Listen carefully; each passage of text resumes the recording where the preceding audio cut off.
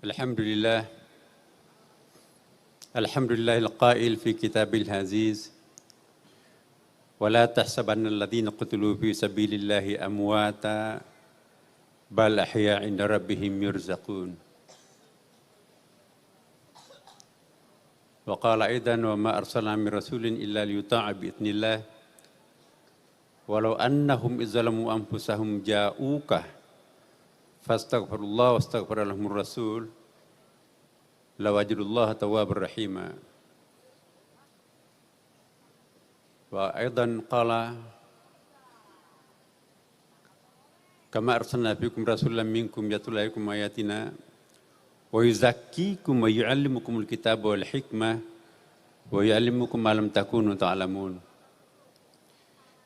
Asyhadu an la ilaha illallah wa asyhadu anna Muhammadan abduhu wa rasuluh sahibul burhan. Allahumma salli wa sallim ala sayyidina wa habibina wa syafi'ina wa maulana wa atba'ina Muhammadin sallallahu alaihi wasallam, yang sama-sama kita muliakan, kita hormati, kita doakan sehat dan panjang umur Ibunda Hajah Siti Nuriyah Abdurrahman Wahid beserta seluruh zuriatnya yang hadir pada kesempatan ini maupun yang satu ada di Australia dalam rangka penyelesaian terakhir untuk PhD-nya. Yang saya hormati para menteri pada masanya dan juga pada saat ini hadir beberapa orang, wakil menteri, tokoh masyarakat, dan juga para alim ulama, para seniman, budayawan, sampai kepada masyarakat yang majhulun fil ard, tapi mungkin ma'lumun fis sama. Bapak Ibu sekalian, ayat yang saya bacakan tadi, wala tahsabanna alladhina qutilu fi sabilillahi amwata. Janganlah kalian menyangka orang yang mati di jalan Allah, tetapi dalam tafsir Ibnu Ajibah dan beberapa tafsir yang lain banyak sekali pengertiannya apa yang dimaksud ayat ini.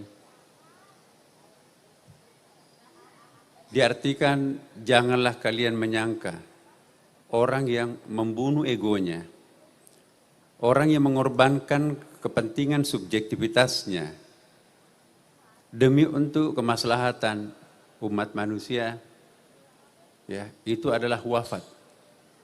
Bal ahya 'inda rabbihim yurzaqun, tetapi sesungguhnya beliau itu tetap hidup, bahkan di mata Allah selalu mendapatkan rezeki.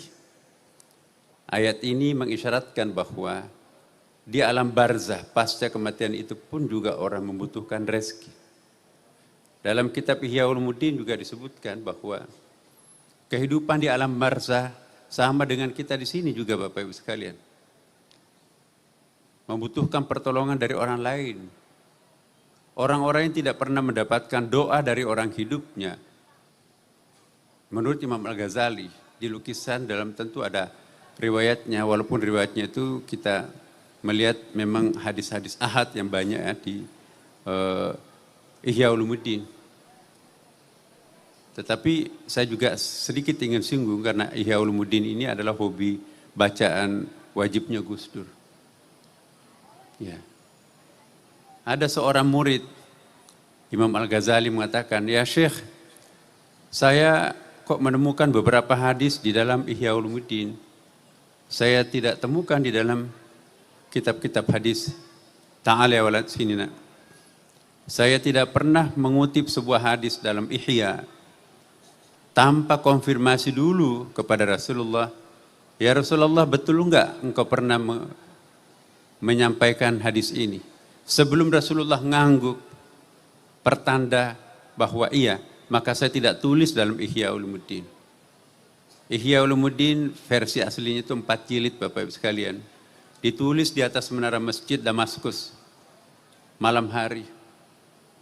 Bayangkan ada sekitar 340 hadis di dalam Ihya Ulumuddin. Kalau setiap hadis itu ditulis, itu tentu harus mengkonfirmasi dulu kepada Rasulullah. Satu saja kitabnya di antara 13 kitab Imam Al-Ghazali, itu sudah 340 kali berjumpa Rasulullah. Berapa semester itu? Jadi alangkah miskinnya seorang murid kalau gurunya hanya orang hidup.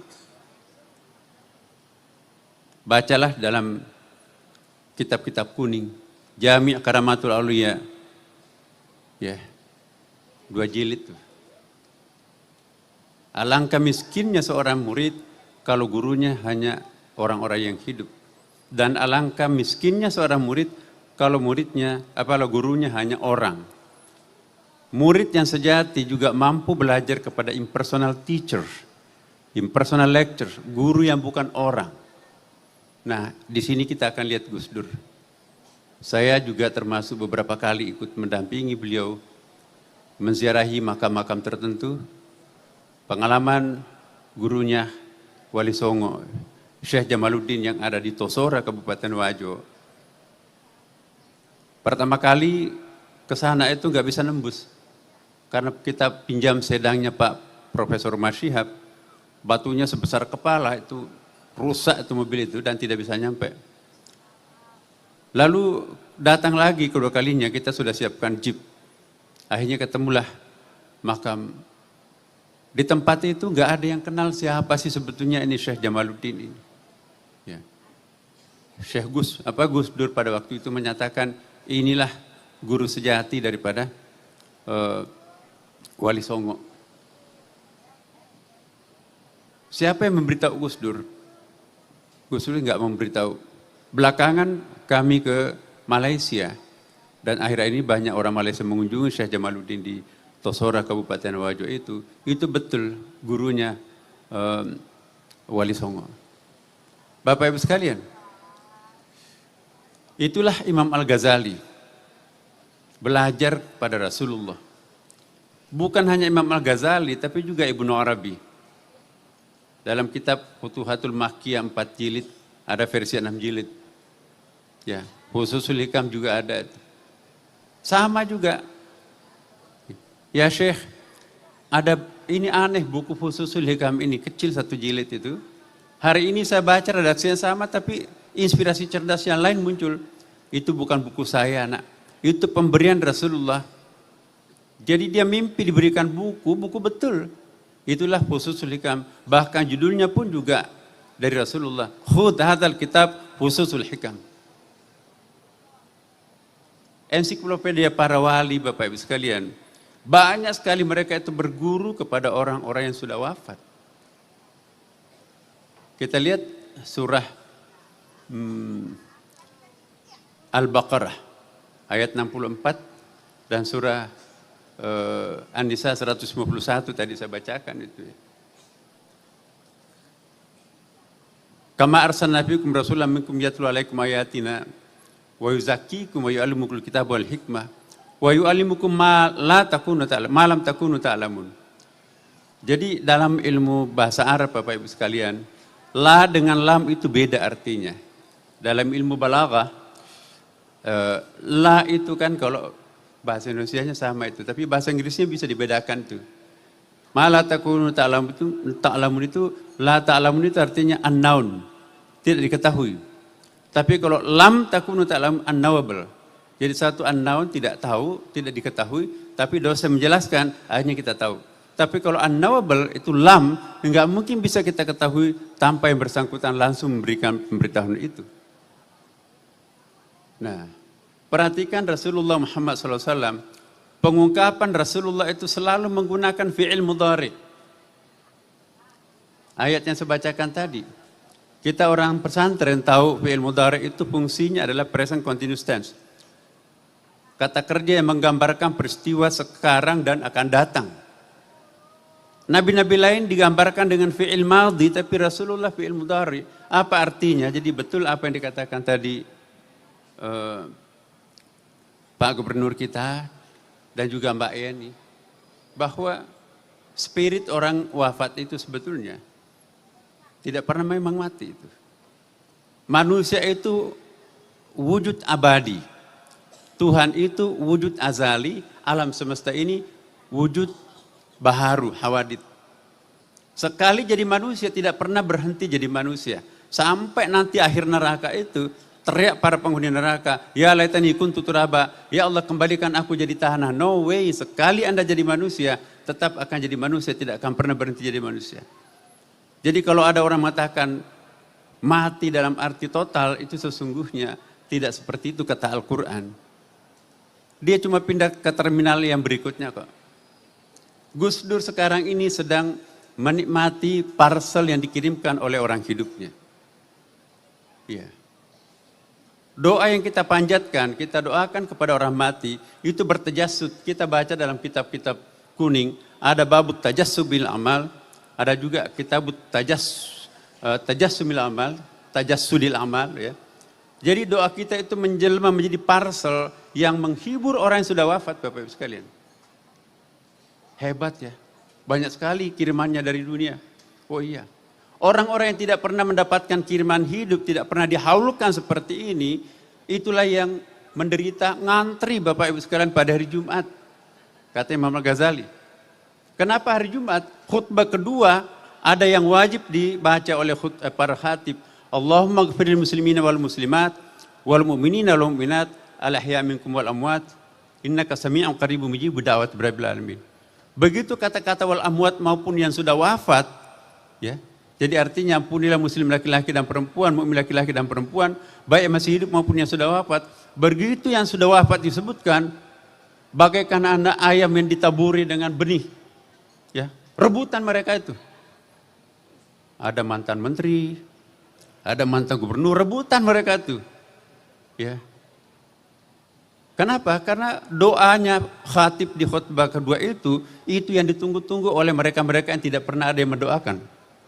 Tapi banyak orang santai di situ duduk. Bapak Ibu kenapa nggak ikut rebutan? Saya nggak perlu rebutan. Anak saya di pondok pesantren, ya setiap habis salat lima waktu dikirimkan saya surah Al-Fatihah. Saya juga banyak anak tapi nggak ada satupun yang mendoakan. Harta warisan saya diambil, dipoya-poyakan. Tidak lama kemudian sebagian daripada yang santai-santai itu ikut rebutan. Bapak Ibu kenapa ikut rebutan? Kemarin tidak. Iya, anakku yang rajin mendoakan aku juga sudah wafat. Sedangkan cucuku yang kuliah di luar negeri boro-boro berdoa salat pun juga enggak. Nah kita di sini kita melihat tidak gampang untuk memperoleh jamaah yang sedemikian besarnya setiap tahun ini ke-15. Alhamdulillah saya enggak pernah absen ini di Haul Gus Dur ini. Ya. Jadi Bapak Ibu sekalian, terakhir saya ingin menyampaikan kepada kita semuanya. Mungkin enggak kita meniru sedikit saja dari Gus Dur. Kalau tidak bisa meniru secara total. Ini tantangan kita semuanya. Gus Dur itu seperti yang dikatakan tadi Romo Magnis, dia sudah mantap dengan dirinya sendiri. Yang sekarang ini banyak adalah orang yang belum selesai pada dirinya sendiri. Nah, jadi semoga Bapak Ibu sekalian, kita semuanya mendoakan Gus Dur, zuriatnya, doakan orang-orang yang penting dalam hidup kita, maka itu akan bertajasud. Sedikit artinya buat kita, besar artinya buat mereka. Wallahul muwaffiq ila aqwamit thariq. Wassalamualaikum warahmatullahi wabarakatuh.